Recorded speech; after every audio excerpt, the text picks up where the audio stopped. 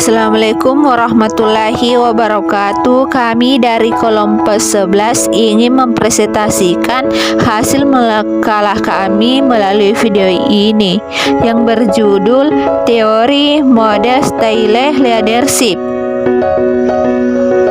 Perkenalkan, nama saya Nurul Putri Ramadhani dengan NIM 20900120023 dan teman saya. Perkenalkan, nama saya Devi Puspitanisi dengan NIM 209028.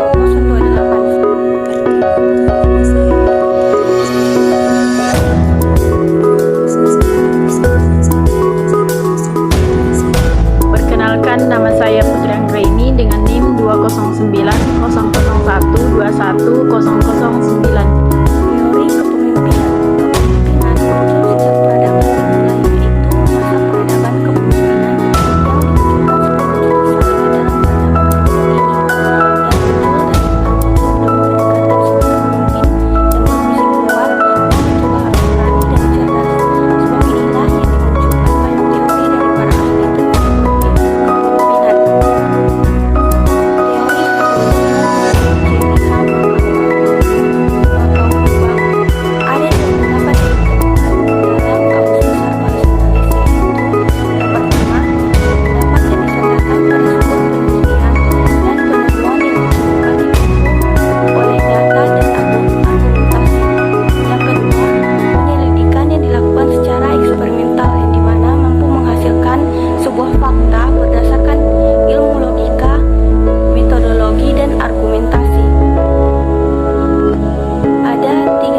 literatur.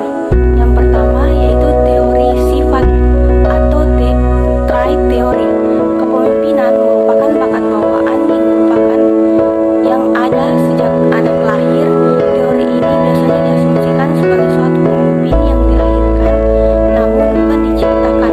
Kekuasaan berada pada orang tertentu melalui proses pewarisan kepemimpinan atau mungkin keberuntungan dengan memiliki bakat untuk menempati posisi pemimpin. Teori ini bertolak belakang pada dasar kepemimpinan bahwa ditentukan oleh sifat perangai dan ciri-ciri yang dimiliki oleh pemimpin atas dasar kepemikiran itu.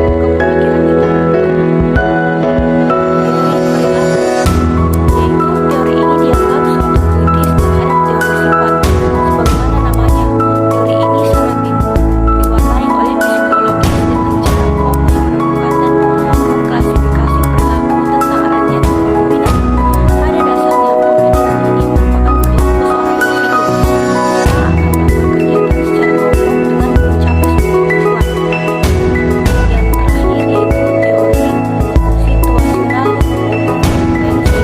Teori situasional merupakan pemimpin yang sangat bergantung pada lingkungan tersebut dan tidak menurut dari situasi maupun sudut pandang yang bersifat psikologis dan sosiologis tetapi berdasarkan pada ekonomi dan politik. Teori kontingensi yaitu teori yang diasumsikan sebagai pola perilaku pemimpin dalam sebuah kepemimpinan. Teori Padgol tentang kepemimpinan memiliki empat aspek dengan pengaruh motivasi tersendiri. Leader participation model menggambarkan bagaimana sebuah perilaku pemimpin dalam pengambilan keputusan. Sekian dari saya. Assalamualaikum warahmatullahi wabarakatuh. Kemungkinan menurut Miftah Toha ada 3 penemuan yakni Iowa, Ohio, dan Michigan. Menurut tongkat sejarah yang amat penting dari studi kepemimpinan dengan penekanan pada ilmu perilaku organisasi. Dari literatur itu diketahui bahwa pemimpin itu dilahirkan bukan dibuat, dan ada yang menyatakan bahwa pemimpin itu terjadi karena adanya kelompok dengan orang-orang yang memiliki pertukaran orang yang dipimpin. Ada teori lain yang dikemukakan bahwa pemimpin timbul karena situasi memungkinkan. Ia ada faktor penentu ialah pemimpin sendiri dalam situasi lingkungannya. Ada 3 faktor penentu dasar teori kepemimpinan yang diajukan oleh organisasi. Yang pertama, teori sifat. Teori sifat telusuri pada zaman Yunani kuno dan zaman Roman.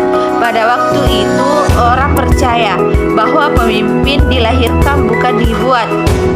Dante Greatman menyatakan bahwa seorang yang dilahirkan sebagai pemimpin akan menjadi pemimpin tanpa memperhatikan apakah ia mempunyai sifat atau tidak sebagai seorang pemimpin. Kedua, teori kelompok. Teori ini memiliki dasar perkembangan yang berakal dari psikologi sosial. Teori kelompok ini dikelompokkan bisa mencapai tujuan dengan pertukaran positif di antara pemimpin dan pengikutnya. Yang terakhir, teori situasional kontingensi dimulai pada sekitar tahun 1940-an. Ahli psikologi sosial mulai meneliti beberapa variabel situasional yang mempunyai pengaruh terhadap peranan kepemimpinan, kecakapan, dan perilakunya.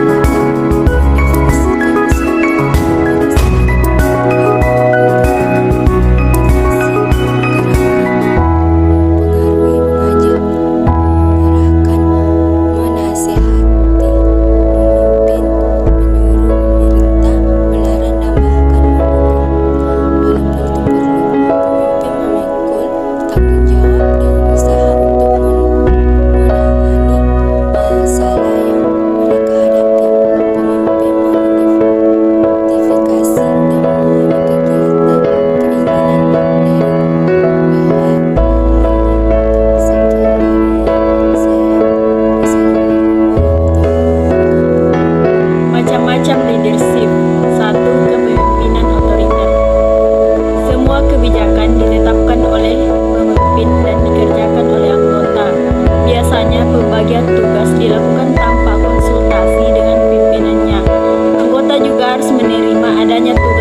tanpa adanya kebebasan untuk mengetahui baik buruknya. Yang kedua, kepemimpinan laissez-faire. Ciri khas kepemimpinan yang autokratis, maka dalam tipe kepemimpinan ini pemimpin memberikan kebebasan untuk anggotanya. Yang ketiga, kepemimpinan demokratis, di mana kepemimpinan demokratis ini, tipe yang ketiga ini merupakan prinsip dan prosedur kepemimpinan yang diuraikan. Kepemimpinan yang demokratis mengambil manfaat dari peranan aktif dan menentukan daripada prinsip yang sangat ditunjukkan dalam otoriter yang menarik. Yang keempat, kepemimpinan menurut situasinya. Faktor yang penting untuk menentukan jenis kepemimpinan ialah situasi dengan menyesuaikan diri dengan situasi yang diikuti, dengan menyesuaikan sikap manajer dan bawahan secara timbal balik. Yang kelima, kepemimpinan menurut perilaku pribadi. Lahir sesuai dengan nama perilaku dari pimpinan yang penting sekali dalam bentuk kepemimpinan ini. Dengan menggunakan cara tindakan yang sesuai situasi, kemampuan dalam tingkat pengawasan untuk memutuskan permasalahan yang bersangkutan. Yang keenam, kepemimpinan yang tugas santris atau pekerja santris.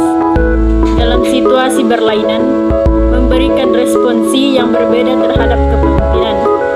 Kepemimpinan tumbuh sebagai kekuatan yang bereaksi dan mengadakan interaksi terus-menerus dengan memberikan tekanan. Yang pertama, pekerjaan yang sedang dilaksanakan. Yang kedua, orang yang melakukan pekerjaan tersebut. Ketujuh, kepemimpinan pribadi, di mana kepemimpinan pribadi ini melakukan motivasi dan pengarahan menimbulkan kontrak antara pribadi pegawai. Lahirnya suatu hubungan yang dekat antara pimpinan dan bawahan. Dengan mengikuti kepemimpinan pribadi, maka situasinya diliputi oleh karakteristik pribadi. Yang kedelapan, kepemimpinan paternalistis. Di dalam sistem kepemimpinan terdapat sesuatu yang berpengaruh kebapakan antara menimbulkan kontrak antara pribadi pegawai. Lahirnya suatu hubungan yang dekat antara pimpinan dan bawahan. Dengan mengikuti kepemimpinan pribadi, maka situasinya diliputi oleh karakteristik pribadi. Yang kedelapan, kepemimpinan paternalistis. Di dalam sistem kepemimpinan terdapat sesuatu yang berpengaruh kebapakan antara pemimpin dengan kelompok dengan tujuan melindungi dan memperhatikan kesejahteraan pengikutnya. Yang kesembilan, kepemimpinan alami. Kepemimpinan ini berasal dari kelompok yang secara informal berbagi pimpinan lahir untuk berbagi tujuan dengan kelompok yang sama, sukses dari mencapai macam-macam kegiatan yang ditentukan pimpinan walau kelompoknya secara resmi dipimpin